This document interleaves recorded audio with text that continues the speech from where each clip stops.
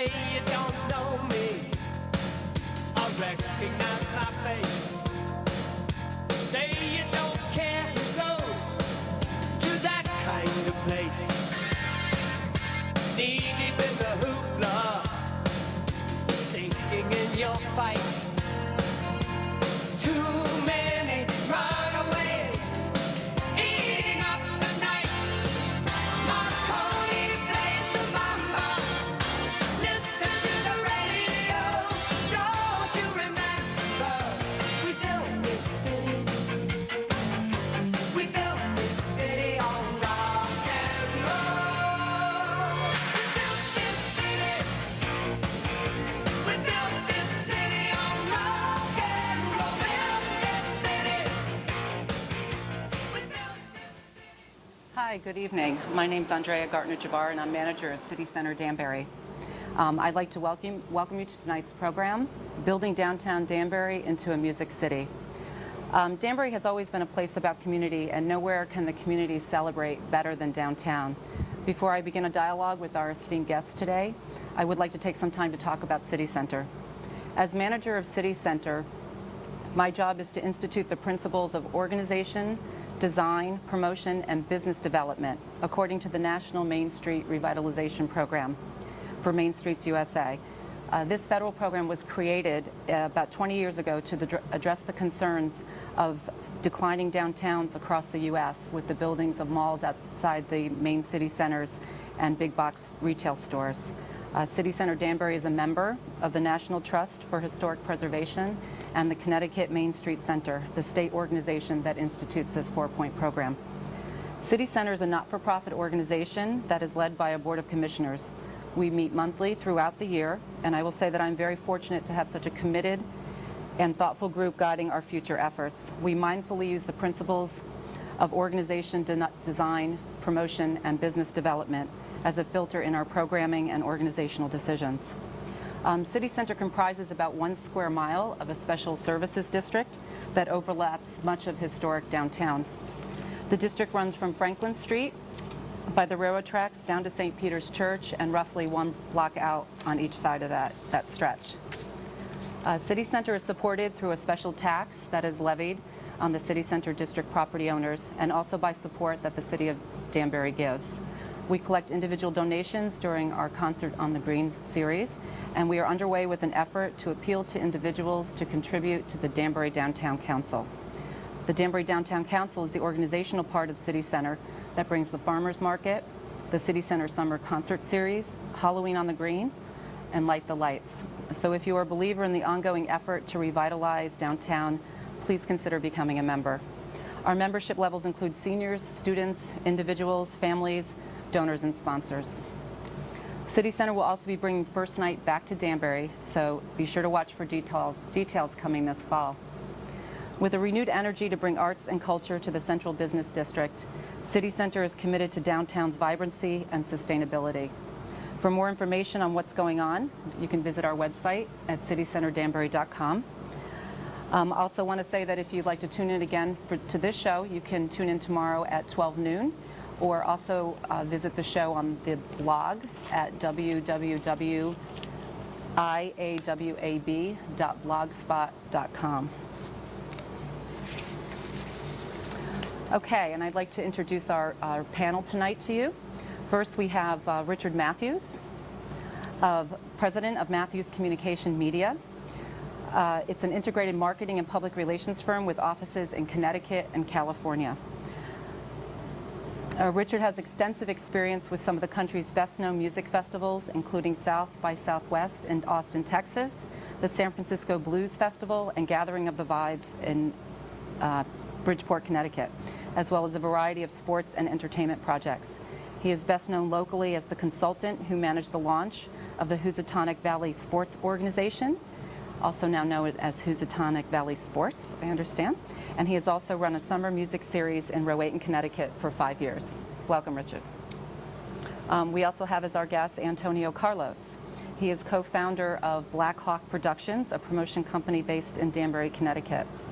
Antonio is working very closely with the Danbury Ice Arena, the Danbury Police, fire departments, and City Center to establish the Ice Arena as a premier venue that will hold 1,500 to 2,000 seats right in downtown. This effort is an outgrowth of his work as a local promoter to smaller venues in the area, where he primarily brings in Brazilian bands. Antonio is originally from Brazil and has been based in Danbury for over 20 years. His two children are receiving a wonderful education in the Danbury school system and are also avid musicians. Welcome, Antonio. Thank you. Thanks for having me. You're very welcome. We also have Anthony Jacobellis, also known as Tony. He is the booker and promoter at Cousin Larry's. Tony does all the booking and promotion for Cousin Larry's at 1 Elm Street, right in downtown Danbury. Tony started his Sub Rosa concert series in November of 2005 as a vehicle to bring in musicians from outside the Danbury area. He has worked hard to establish a solid and consistent rock music scene at Cousin Larry's. Open mic nights on Monday and a welcoming atmosphere have made the club a stop for indie rock and alternative bands passing through the region. More New York City musicians play at Cousin Larry's than anywhere else in the region. Thank you for being here. And also, finally, Pete Walrath. He's editor of Hat City Entertainment, a monthly newspaper that highlights the cultural events in the greater Danbury area. Pete continues to evolve his paper as the source for what's going on in the area's music and cultural scene. He is also a talented musician with ties to the music community and a true advocate of Danbury and downtown living. One of the early organizers of the Gasball Festival and partner in the Hat City Music Festival, Pete has been tenacious in his commitment to downtown. Case in point, this afternoon, Pete became an individual member of the Danbury Downtown Council. Thank you for your donation and faith. My pleasure. Pete is also a graduate of Western Connecticut State University. So, welcome everyone. Thanks. Taking Glad to be your here. time out of your day, your evening. Sorry about that. I have to say that I'm the first to state that I have a strong belief in the impact that the arts can have on the economy. In my previous work with the Ridgefield Playhouse, I have seen firsthand how arts can revitalize and add to the economy, even in a community where some people might think that doesn't need economic revitalization. But the Ridgefield Playhouse, now in its 7th season, continues to add an impact to the Ridgefield artistic community in positive ways. So I want to sort of start a broader discussion, which maybe we can also be invited to come back and discuss, of how culture can impact the economy. I'm borrowing very heavily from a study that Richard was so kind to share with me, the role of the cultural sector in the local economy. This report was presented in January 2006 by TXP for the city of Austin. Richard, maybe you could speak to that a little bit and how you came across this. Well, TXP is actually a company that I'm affiliated with. I'm a consultant that's worked with them. In fact, we did a lot of work around the arena that was built by SBC, now AT&T, that the San Antonio Spurs play home to. And obviously one of the things we looked at are what are things that go on at the arena when there's no basketball. And obviously they've been very successful at getting national, also music, arts, other types of sporting events, Final Four, NC2A. But I think that the facilities question is bound to come up sooner or later as we talk about these different things. But that's part of what people strategize about now is if I do this, if I build it, what else will come besides the franchise that's in town? Will they come? Or how do we get them if we want them to come? The study really looked, I mean, Austin's situation really, the economist actually behind the study, John Hockenjos, is a UT grad who's been there really through the dark days in Austin before Intel, before the technology boom. And he goes back to when the idea came up, well, gee, 6th Street has a few cool clubs, maybe we should make it into some sort of an economic development zone. And there was a period where they did make a conscious decision with 6th Street. It was called the 6th Street Redevelopment Project. I think it was 20 years ago. But there were tax credits if you had a certain kind of business. Initially they were looking for more restaurants and other types of entertainment areas, but then it became primarily nightclubs and live music venues. Live music primarily. And anyone's been to Austin knows if you go 6th Street, there's I can't I've tell you actually how been many. there. It's quite vibrant. Whether it's South by Southwest or whatever's going on in Austin, you can go to 6th Street any day of the week and see any number of live bands, and from reggae to jazz, blues, you name it, Brazilian. Pretty much. I mean, Austin's pretty representative now of music, pretty much contemporary music from everywhere. And South by Southwest now is attracting more and more people from from international destinations, from Europe, from Asia, from Africa. And So that's what makes it unique. But the report, which is what you really asked me about, is finally John, who's been there as long as anyone as economists go in Texas and whose economic development credentials are very strong in the state, was asked, John, what is the arts? The arts has grown here in many ways very organically. They did some tactical things to encourage it, but it happened for a number of reasons. And I think that Austin has realized that they've seen a rapid growth, perhaps more rapid than any other city in the U.S. How do we get here so fast? And how do we maintain? We want to document it, understand it, and then build on it. How do we? Where do we go from here? How do we maintain this? And I suppose, selfishly, Austin wants to pull more jobs from New York, L.A., and Nashville. How do we get more and more of the music industry, the traditional music industry, the publishing houses? What you'll find now is major record labels no longer have as many people in New York or LA in the home office. They have more field reps, and guess where a lot of those field reps are choosing to live and work out of their homes? Austin, Texas. Well, I think technology also lends itself to that. That's true. Now, you say that Austin, this happened sort of organically.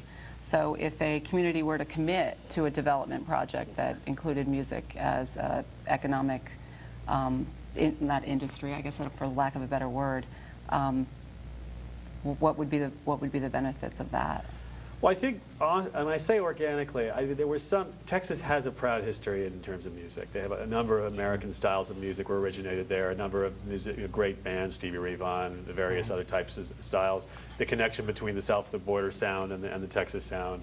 A lot of interesting things have come out of there. Austin was always the center of the Texas sound, partly because where it is, the hill country. So I think that they started to realize that they should be. A number of festivals developed. But when I say it happened organically, it was at a time when the music industry was still the hit-driven, big label. The industry was still controlled by what I would call the old music economy. Austin benefited from being not only part of the sort of, I would say, the arts and culture revolution and technology revolution side by side with the change in the music industry. And now that it's no longer about getting a hit, becoming a star, and becoming part of the old school industry, Austin became the center for the more creative, entrepreneurial people. And I think what Austin has proven is that you can do it from anywhere. And there's opportunities to build other centers around the country. In truth, other than the traditional places like Nashville, LA, and New York, there aren't a lot of cities so far that have emerged as major players, except for Decatur and Athens, Georgia, for different reasons. Portland, Oregon, where there's 4 or 5 Sub Pop and other indie labels. So there are cities now, and Portland has done a few things, not just with arts and culture. There were tax credits to do beer breweries, and now what do we have in Portland? We have more microbreweries in Portland, Oregon than any other city in the U.S. But they also, the warehouse space from their own economic slump. That's usually what it takes. You have a downturn, you've got empty space. Okay, how are we going to use that empty space? And what are our assets? How do we sell that? And Danbury always struck me partly because of the number of young musicians who tend to gravitate between SUNY Purchase and West Con and some of the clubs in the center of the state. The music scene, the original music scene here, always struck me as being much stronger than the 95 corridor, where you had a lot of cover bands. So maybe we could speak to some of that original music scene. I think about this a little bit. Does anyone want to jump in about the original music scene in Danbury, or what's happening now? I don't know that I'm sorry to take the liberty, but I don't know that I'm actually old enough to jump in about any original music scene in Danbury. I guess if I were one of Charles Ives' contemporaries or one of his predecessors, I would be. But I only know it going back to the early 90s, but I've always been struck by the same sort of feelings that Richard's just spoken about. We're talking 15 years ago. I know for a fact that right. I know for a fact that the old Seattle Espresso on Main Street would not have been there had not Thurston Moore from Sonic Youth, who was a Bethel native, been quoted in Rolling Stone as saying that Danbury was going to be the next Seattle. And this was back in 1994. And it actually brought a woman all the way from Seattle to set up shop on our Main Street because she read that article. And, I think she may still be waiting for that to happen. Right, well, in that space right now. Her shop is coming and gone, but... And that space right now, just to do a plug for a place downtown, is a wonderful consignment shop. Absolutely. Very reasonable. But there's no question that the energy's here, and the talent is here, and the commitment is here, and the bands. And the bands. And the Tony, colleges. could you maybe speak to that? The bands, especially in the work that you do. There's always been tons of bands in this area. I think they rise and they fall, and as quick as they fall, 2 or 3 more sprout up. So I don't think there's ever been an issue. There's tons of local talent all the time. You know, I think we could use some more venues, specifically some all-age venues that we seem to be lacking in. But in terms of local musicians, they're everywhere. There's no dearth of talent in Danbury. They're everywhere. And even with them being everywhere, you're still surprised by finding, you know, someone new each week or each month, whatever it may be. And do you find that too, Antonio? Yes, I do, in the community? because Brazil, like I told you, I deal with most Brazilian bands, and Brazil is the most rhythm country outside Africa. So most people know about bossa nova, but we have several rhythms in Brazil, and we have wonderful musicians here, and we are music lovers, and I think there is a great chance for... Well, I will say we did a program on the Green. We brought in a New York City group called Slavic Soul Party, and a little bit too soon before the performance, but he had said, I heard there's a Brazilian community, wonderful musicians, and if we can make a general call out to the Brazilian community for some musicians to join us on stage, that would be great. Okay. And what I realized, and probably something I need to improve at City Center, is I don't really have the ability to do that. And that's something that we certainly would like to create in downtown, is to have a dialogue going and communication back and forth, so that if we had a chance to call out and call on all the musicians, that we would get some results. Okay. So in the past, right now we're talking about this current energy. So what right now is what happens downtown? I know, Tony, you program a lot of acts down at Cousin Larry's. Yeah, I'm in charge of all the booking in the past several months. I think it's been about 3 or 4 months. And you know, there's tons of local bands that come through there. I think we try to be all-inclusive, which is a high goal, and sometimes hard to do, but anything from hip-hop to jazz. I know Pete Walrath's been in there performing, to heavy metal to pop. I think the only thing that we don't do down there is cover bands. We are strictly an original venue. Here, here. Here, exactly. We'll leave that to the Green, to the summer concert series. So, you know, I try to do my best in putting the work in and listening ahead of time, and not just booking for the sake of draw or booking for the sake of hearsay, but booking in talent that I believe in, and talent that I think that others around me will believe in, and so you have a certain standard that you're trying to meet. Oh, certainly. You also have a MySpace page. Can you want to give that, sure. that address? There's a couple. The Cousin Larry's page is myspace.com, Larry's Danbury, and then the Sub Rosa Party, which is kind of how I guess I got started at Larry's, is myspace.com Sub Rosa Party. And I guess they're both kind of joined and hand in hand, and it gets a little confusing, and I'm working on finding a way to differentiate myself between the two vehicles, but yeah.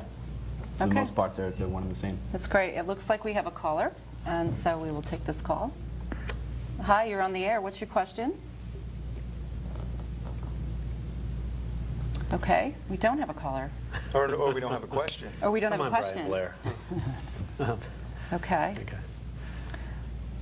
Maybe we can try again. Maybe they can send those callers over to us.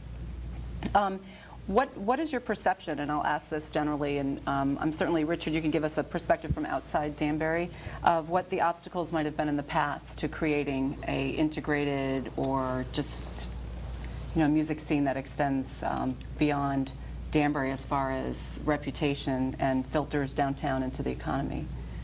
Anyone like to answer that question?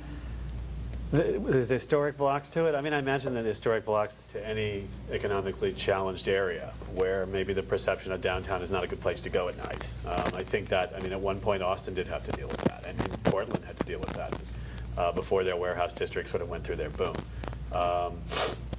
You know, I think,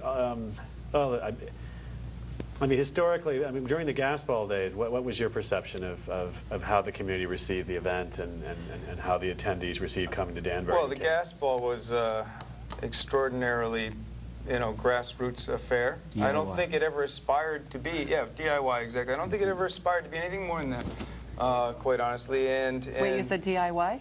Do it yourself. And I don't think, sorry. Right, do it yourself. It was run by artists. Absolutely, and I don't think the community was ready for any such, you know, any such thing to grow beyond its current boundaries at the time. However, it seems to me that now minds are starting to align a little bit, and we just have so many resources here, and one being WestConn. The college has a tremendous, amazing music program. I may be under-recognized, but the work that they've done in the last 15 years over there to put that program together is just amazing. And do you keep in touch as a graduate? I do. I keep in touch with Dan Goebel, the director of Jazz Studies, and Jamie Bagiam, the interim director of Jazz Studies, and a few folks over there. And let's not forget their college radio station, too. Absolutely. WXCI has really made a resurgence over the last few years. And I know there's a commitment on the university's part, and especially XCI, to be more reflective of the community. Yeah, it seems to be like maybe minds are opening to the idea of using culture as a way to economically help revitalize the downtown. I'm not sure. I'm not sure that 5, 10 years ago I spent a lot of time thinking about the economic ramifications of such things. I was coming from a more selfish standpoint, or I just coming more from the gut. Right. Feeling the energy, knowing that it's here. And now you have a newspaper to run. And now I have a newspaper to run. You wake up in the morning with economic fear, and exactly. So there's maybe an important point to make is that traditionally arts and culture weren't ever measured for their economic impact. What does it?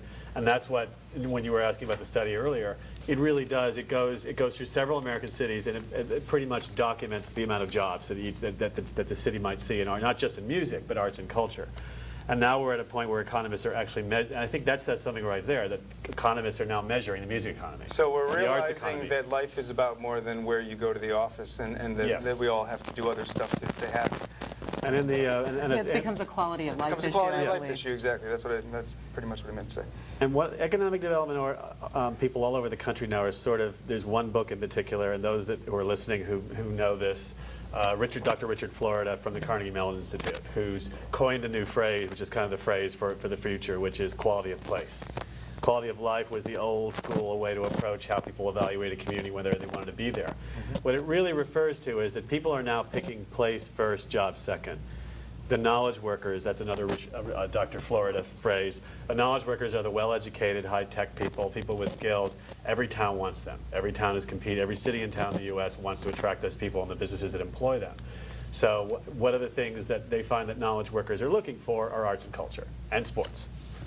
So that's what Florida basically has been saying. So a lot of what drives a lot of these new studies, like this one from TXP, is that to better understand what arts, because traditionally it was never measured as an economic indicator. And I've actually heard that every dollar a community spends on the arts generates within the local economy $4. I don't know if that's correct, but I think that's... It's in the ballpark. It's in the ballpark. Okay, we're going to try again to find a caller here. We're going to see if this works. Hi, good evening. You're on the air. Oh, thanks very much. Yeah, my name is Jeff Gorson. I host the Open Mic, and I just want to say you're doing a great show.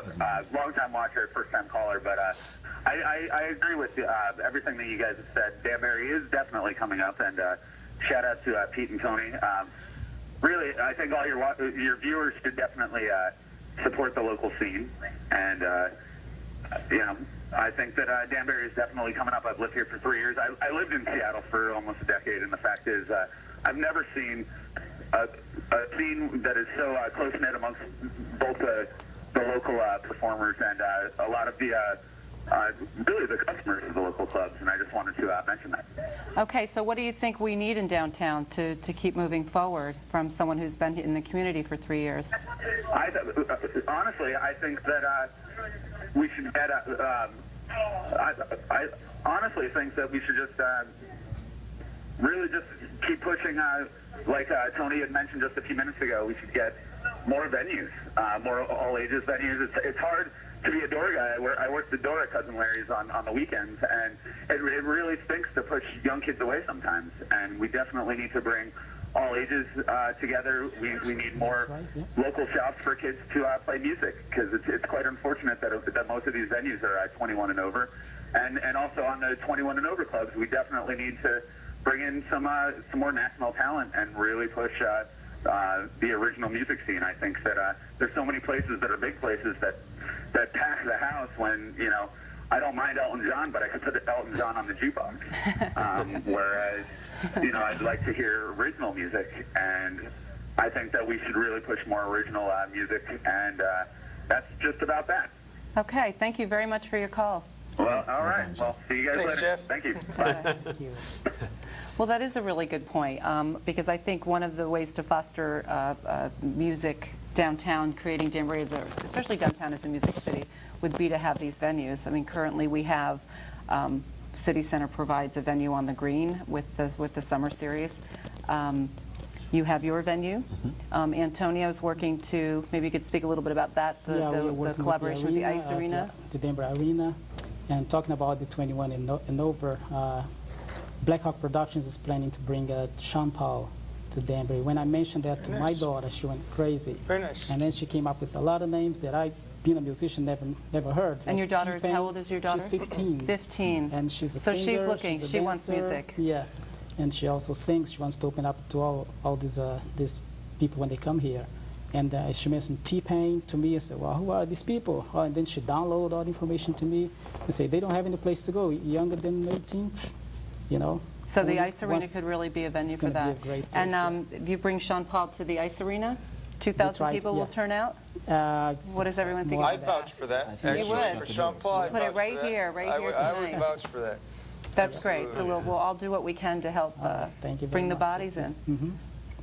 So that's wonderful that you're having a I heard that conversation. he's coming to New York to record a DVD, and we're just going to take the chance and bring him over to Danbury on the weekend. I might have it in there. We should talk later. All right, very good. I think that's a huge point there, is that I think one of the strongest things about Danbury, Connecticut is location.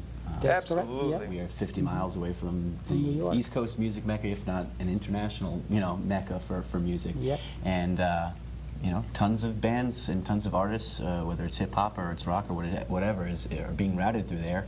And there are off nights, and a scene can certainly be fueled by taking advantage of those off nights and saying, hey, 50 miles away, there's this spot called Danbury, Connecticut. And you'll get a good reception there. So we're talking Tuesday, Wednesday, Thursday, Sunday, I mean, off nights? currently now, like I said, I've been taking over Larry's booking for a couple of months now, but prior, we were a weekend-oriented bar outside of the Monday open mics, which have been done, very, very well. Starting tonight, there's music at Larry's Thursday, Friday, Saturday, Sunday, Monday, Tuesday, Wednesday, Thursday, through next week. And artists from Long Beach, California, and New York City, and Oklahoma City, and wherever we can get them. And a lot of the times, they are stopping in New York City, either the night before or the night after, or playing an afternoon show, and again, 50 miles away. That's great.